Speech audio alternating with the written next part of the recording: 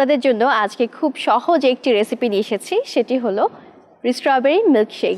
Strawberry milkshake বানাতে যা যা লাগছে: লাল চিনি, গুঁড়া দুধ, fresh cream, condensed milk, strawberry syrup, ice cube এবং ঠান্ডা পানি। সবার প্রথমে আমি স্ট্রবেরি কেটে নিচ্ছি।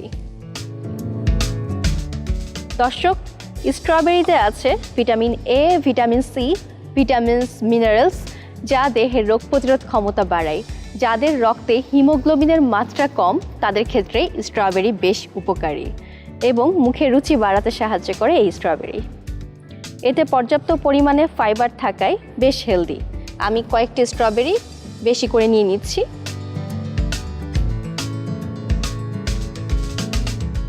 এখন ব্লেন্ডার মেশিনে আমি স্ট্রবেরি দিয়ে দিচ্ছি।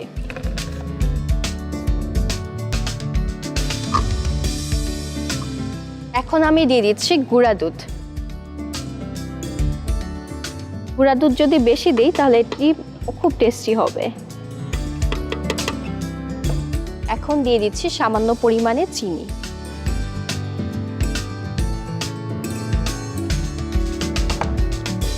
এখন দিয়ে দিচ্ছি কনডেন্সড মিল্ক। দর্শক, এখন দিয়ে দিব ফ্রেশ স্টেরিলাইজড ক্রিম। খাবারের টেস্ট অর্থাৎ এই পানীয়ের টেস্ট অনেক বেড়ে যাবে।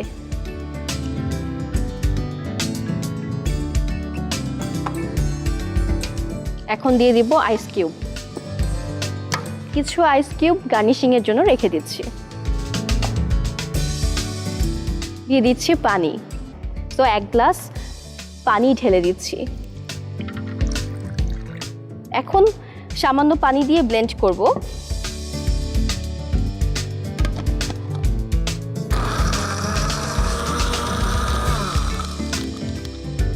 এখন একটু স্ট্রবেরি সিরাপ দিয়ে দিচ্ছি।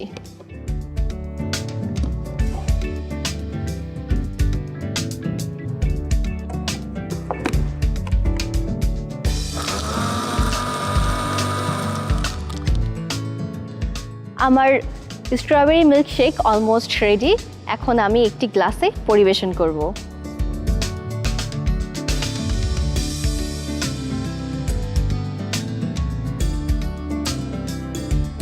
দর্শক, আমি এখানে একটু স্ট্রবেরি রেখেছিলাম, এটি গার্নিশিংয়ের জন্য ব্যবহার করব।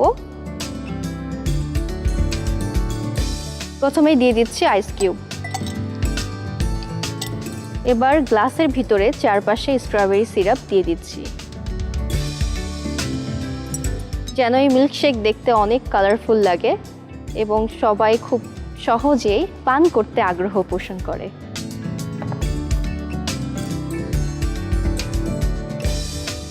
এখন এই স্ট্রবেরি মিল্কশেক ঢেলে দিচ্ছি।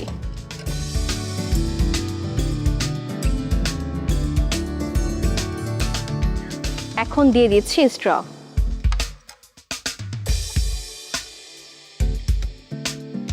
যেহেতু পিঙ্ক কালার, তাই পিঙ্ক কালারের স্ট্র দিয়েই আজকে গার্নিশিং করছি। সুপ্রিয় দর্শক, দেখে নিলেন খুব সহজেই তৈরি হয়ে গেল মজাদার পুষ্টিকর এই স্ট্রবেরি মিল্কশেক।